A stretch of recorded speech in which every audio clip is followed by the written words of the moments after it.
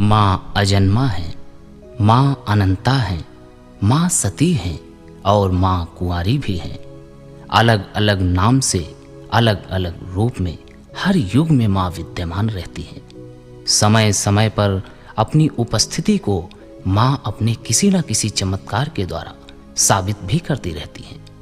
माँ का एक ऐसा ही चमत्कृत रूप जब तक अपने लौकिक रूप में रही अपने भक्तों का कल्याण करती रही, और जब सैकड़ों वर्षों के बाद माँ ने अपने नश्वर शरीर का अपनी इच्छा से त्याग किया तो ये धाम और भी अधिक महिमा मंडित हो गया। माँ के जाने के बाद सात